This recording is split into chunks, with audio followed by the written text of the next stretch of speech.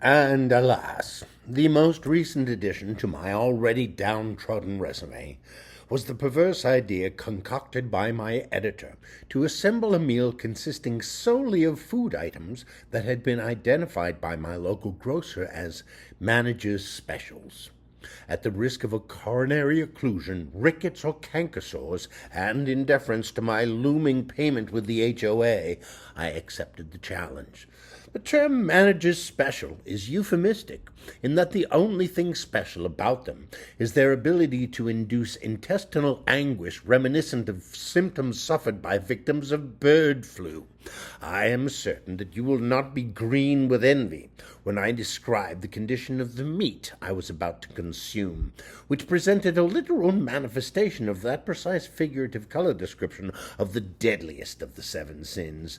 The rim of the rotting slab of beef I selected as the centerpiece of my caterer's challenge was a shocking chartreuse, a pigment that faded to a dull olive as it progressed toward the center of the cut. Believe me, reader, that I pawed through each and every rotting piece of steer flesh before selecting the least vile of the offerings, and I recall drifting into a rumination over those poor souls who, absent my fine-tuned understanding of the difference between poor, bad, and repellent, might have just grabbed any cellophane and styrofoam-bound pound of flesh and, given that the price was right, trotted it up to the counter. You'll notice I'm wearing the Palm Springs Animal Shelter hat. They do fantastic work with all of the wealthy, retired, gay, homeless dogs in the Coachella Valley. Anyway, I digress. Some of the cuts I passed over were so malodorous, even through the cellophane, that I cannot imagine they wouldn't have induced sickness. And I further ruminated that I couldn't imagine legal action wouldn't be taken against the soulless merchants who gabbled against these odds, their tea in the till being the valuation of deteriorating inventory, the health of the poor hardly a concern. The only hope the poor would have is to litigate over their occasional illnesses, but lack of means and sophistication work in the grocer's favor here as well. And so the shameful poisoning of our neighborhood's poor continues. There is an acronym invoked in many retail organizations called the SPIF. It stands for Special Performance Incentives Field Force, implying a bonus for the sales force who sells it. For every piece of green beef he sells, the grocery manager gets an extra nickel, and so items nearing or perhaps passing their expiration dates have been reduced in price so to garner the attention of the hoi polloi. An immoral process, I thought to myself as I held the mossy cattle flesh in my hands. Imagine the Bob Cratchits of my neighborhood who regularly scavenge for just this sort of spoiled gruel, and then hurry it home where they apologetically offer it to their wives and children, the only nourishment these poor souls can afford, while still maintaining current accounts with their usurious slumlords. Seeking to represent all four food groups, I next sought out some combination of rotting vegetables and was struck by a 2-for-1 deal on imported corn and some lima beans whose kidney shape had relaxed to the point of being nearly circular. I recollected Mother Gabriel, the administrator of my Sunday catechisms, who would at break time present a thing she called succotash, a cruel Anglican ritual of crushed corn and lima beans that was, in retrospect, perhaps a key component of an overall strategy of religious subordination.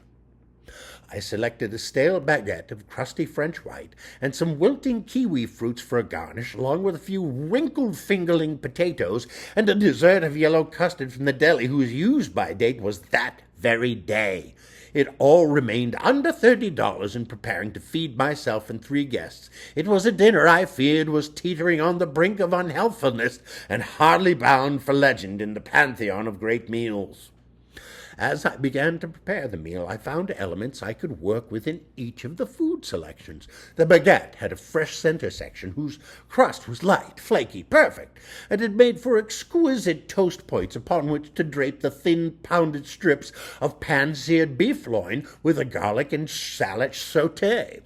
The succotash side was both colorful and flavorful, especially thanks to a dash of manager's special Boone's Farm apple wine and a discounted butter stick that had been flattened by a gallon of milk. The potatoes were prepared, twice-baked, with bits of some fatty bacon that was half off that day. I found several sections of kiwis that were not affected by the rot at their bases, and their stems they were just lovely to look at, and with their jet-black circle of seed pods against the brilliant green of their fruit. They were also sweet and ripe to perfection, without even a hint of bitterness. My audience of 2 theater critics and an actor were delighted with the presentation. Our spirits were buoyed by the remainder of the apple wine, which I presented to them unawares as a fruit liqueur from California, and they and I drank it happily through the night. I guess the moral of the story is that palatable and even exquisite food can be found in the manager's special bins at your local grocer. It may require more energy and imagination to prepare than would the finest meats and cheeses in the land. Fresh fruit, bread, produce, all at your command, but like the Vietnamese woman who simmers an oxtail for 8 hours to make a delicious soup for her children, the more humble the ingredients, the greater creativity required to make these available resources into a great meal. The poor must go to the store daily to purchase small amounts of food that is about to spoil, and then they must do more work for their meals to be interesting and rewarding for their families. And so it is with all endeavors, America's poor, working hard, earning little, and living richly. I've learned more on this manager's special assignment than I did the time I shared a rack of beef Wellington with Margaret Thatcher, or over the course of decadent Middle Eastern feasts that I have shared with members of Saudi royalty. There is a beauty and sense of rhythm to living simply that enriches a person. I am known by some to be sesquipedalian in my articulation of the details of fine dining, but I have been blessed with both the ability to pass the subtleties of fine food and to convey this Epicurean minutiae to my readers, viewers, many of whom, at least once upon a time, benefit by the first course and by the end of the essays and subjects, extreme fine-tuning of what was right and wrong about a meal. So be it! Those days are, at least for now, it seems, gone. I miss them, yes, but there is a richness and soulfulness in living and eating at the pauper's table that will never be found in King's Commons. And as you must know, for me, living and eating are one and the very same. I am, as always, yours truly, the Dismayed Gourmet, only this time, perhaps a bit less so.